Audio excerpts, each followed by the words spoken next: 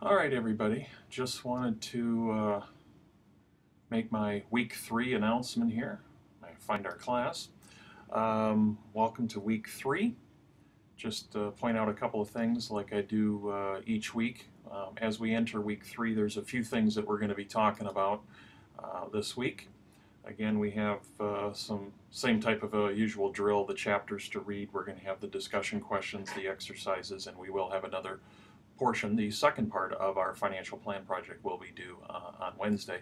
And just to, again, point out to you regarding what's going to happen with that financial plan project, this is not the part that you're going to turn in this week. See how it's due, Seminar 4.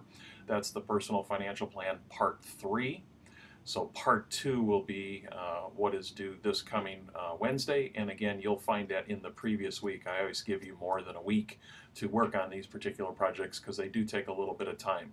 And then the usual drill there of your exercises and so forth. So see where it says down here, personal financial plan part 2 will be submitted to that assignment link. You'll click on that title and it'll give you the spot to attach, just like you did the previous week.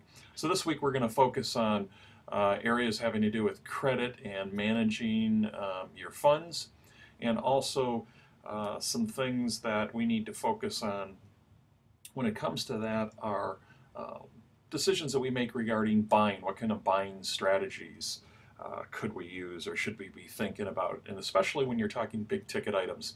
Not so much when you're going to the store to buy, a gallon of milk every week.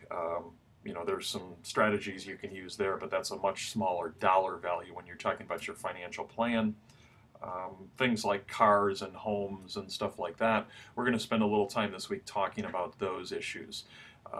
Whether or not you should buy a car or lease a car, what are the pros and cons in that situation? And then you have to have a place to live. So you can obviously rent a place. There's some advantages and disadvantages there.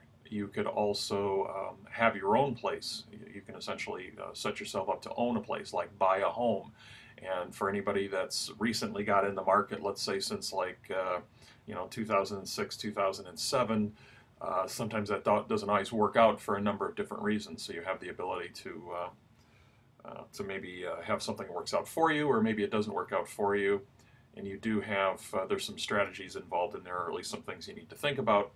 And there's other places besides a home. You can look at something like a condo, and again, those have pros and cons as well too. So there's all types of homeowners association type neighborhoods versus freestanding detached condos versus semi-detached, all kinds of different things. And we're going to be talking about some of those, and if anybody has any questions regarding things maybe that we don't bring up, please feel free to bring it up on the discussion board.